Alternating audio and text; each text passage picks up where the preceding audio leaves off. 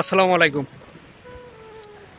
যেন কোথাও কেউ নেই, নবম পে স্কেল দেখার মতো কোথাও কেউ নেই।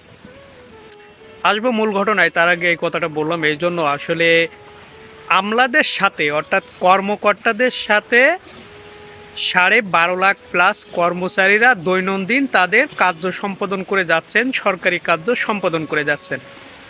আমলারা কিন্তু ভালোভাবেই জানেন সরকারি কর্মচারীরা কতটা দুর্বিষহ, নির্মম এবং মর্মান্তিক জীবনযাপন লিড করছে।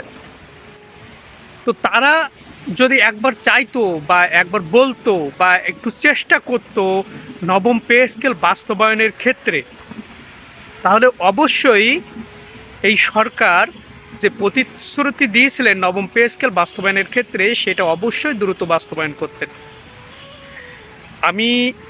আমরা এখনও বিশ্বাস করি জনাব তারেক রহমান তার প্রতিশ্রুতি অবশ্যই রাখবেন। উনি একাই লড়ে যাচ্ছেন এবং ওনার প্রতিশ্রুতি উনি বাস্তবায়ন করবেন, এটা আমি বিশ্বাস করি। ওনার প্রতি আমার এই বিশ্বাস আছে, কারণ উনি বাংলাদেশে এসেই কর্মচারীদের যে দুঃখ, দুর্দশা, দুর্বিষহ জীবনযাপন, এটাকে কিন্তু উপলব্ধি করতে পারছেন।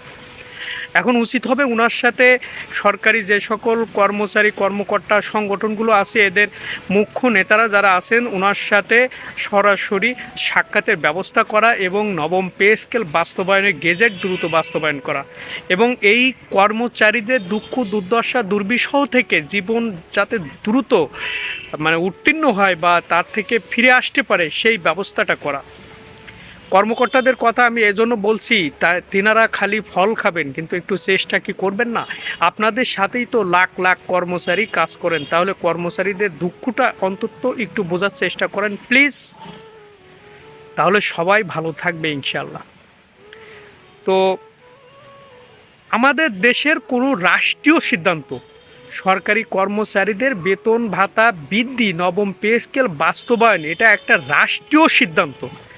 সেখানে রাষ্ট্রীয় সিদ্ধান্তকে ভেটো জানাচ্ছে আইএমএফ এবং এটা খুব ফলো করে কিছু সংবাদ মাধ্যম প্রচার চালাচ্ছে এবং একটা বিভ্রান্তিকর পরিস্থিতি তৈরি হচ্ছে। কর্মচারীদের মনে দিন দিন অসন্তোষ, ক্ষোভ বৃদ্ধি পাচ্ছে।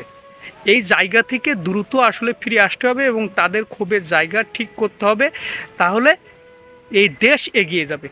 জনাব তারেক রহমান সেই চেষ্টাটাই করে যাচ্ছেন। উনি ওনার সিদ্ধান্তে অটল, অবশ্যই নবম পে স্কেল বাস্তবায়ন উনি করবেন এবং কর্মচারীদের দীর্ঘদিনের দুঃখ, দুর্দশা, বঞ্চনা, বৈষম্য এবং তাদের ন্যায্য অধিকার দাবিগুলো উনি অবশ্যই পূরণ করবেন।